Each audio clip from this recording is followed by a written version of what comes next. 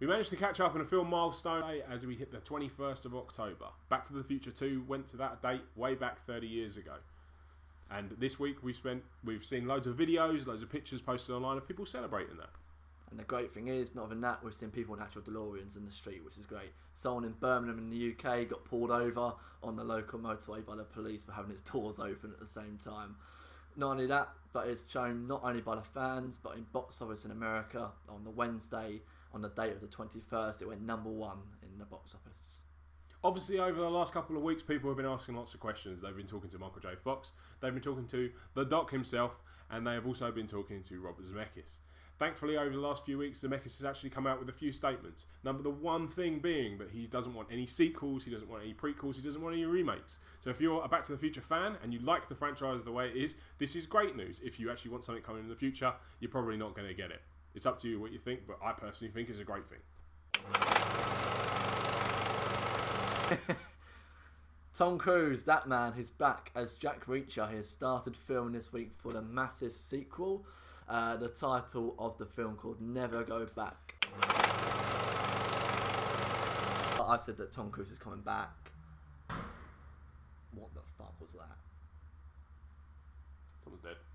Standard. Resident Evil fans are going to be happy as the final instalment in the Resident Evil franchise is finally due to come out in January 2017.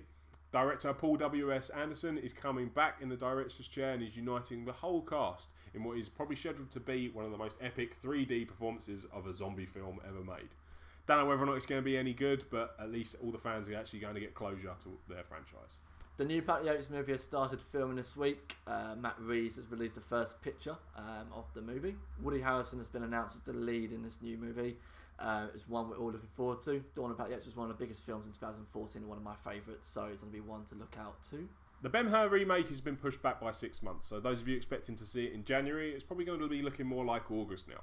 With such a huge cast, this could be for any reason. We could have directorial issues, we could have production issues, but more likely, because of such big casts such as Toby Kebbell and Morgan Freeman, we're more than likely going to see a talent backlash in terms of they're just going to be busy on other things. So this is really a watch this space moment. It's not really a film that necessarily is going to really worry about what time it comes out during the year, but it's just good to keep an eye on when it is, just in case.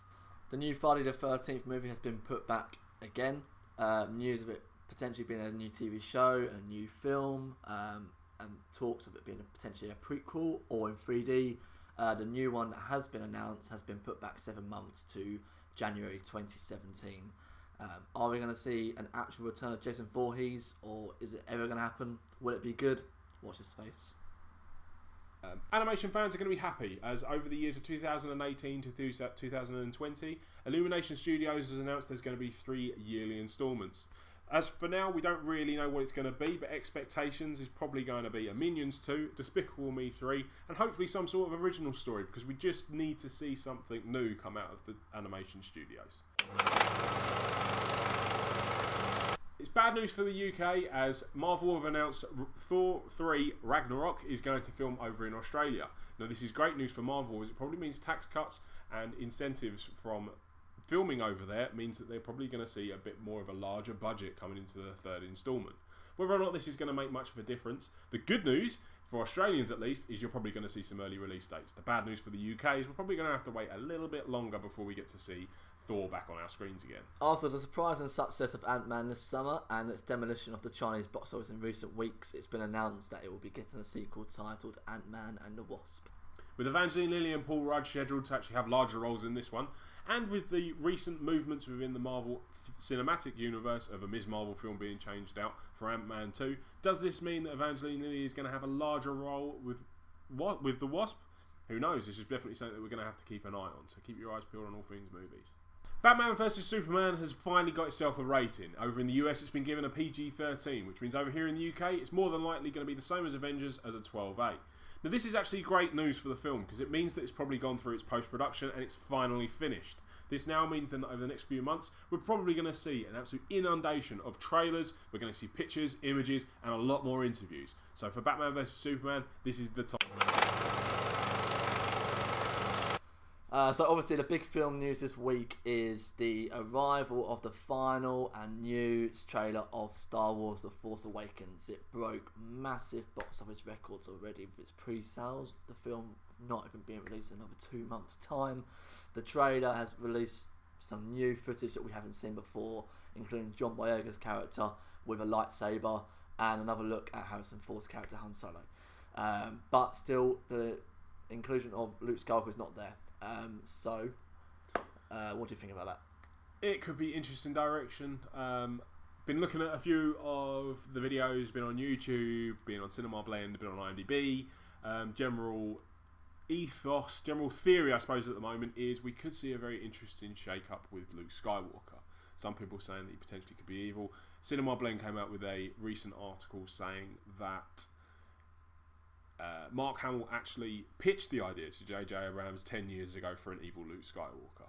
Now, given his success playing the Joker's voice, and even to an extent in his role in The Flash, potentially it might go that way. Whether or not he has the ability to pull it off is another thing entirely. So I think it's definitely one that we need to keep our eye on. There's been a lot of clues in the trailer as well, with Kylo Ren's character talking to Darth Vader's melted helmet from 30 years after the events of Return of the Jedi. Is that another hint that Luke Skywalker may be the dark side's new Sith Lord, following the steps of his father, as he had that emotional connection with him towards the end of his dying days? Another thing about them is, who are the Ren? The Ren just seem to be a group of probably some sort of Imperial stormtroopers or some sort of group that is going to be almost taking on the role and the goals that Darth Vader had in the final installment. Who knows? The one thing we do know is that it looks absolutely epic. We've got our tickets booked already, and it's going to be most likely what we predict, one of the biggest films of all time. Absolutely. Okay. So to round up our news of the week this week, we have really, really random stuff. Now, my favourite bit of news of the week was Leonardo DiCaprio. Big surprise there. He actually has come out recently. With a couple of weeks ago, there was rumours on set that he actually did eat a raw bison liver. Now, considering he's a vegetarian, that's actually a pretty big feat. But news this week was that the man has actually managed to sleep in an animal carcass. Whether or not this is taking method acting to a completely new level, it just makes me love the guy even more. It's quite epic, isn't it? It is epic. But not so random, but still quite a random choice to host the Oscars next year. American comedian Chris Rock, quite a controversial stand-up comedian back in the day.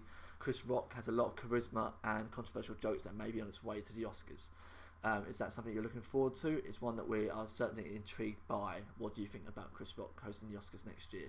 So that rounds up this week's movie news. As you can tell, there's been so much happening this week, it's really hard to narrow it down, but let's face it, everyone cares about Star Wars. Again, thank you for watching our video. Please do subscribe, comment and like our video. Subscribing means we'll do more videos. So again, do comment. We'll reply to everyone. Hope you enjoyed it. Have a good week. Bye guys. See ya.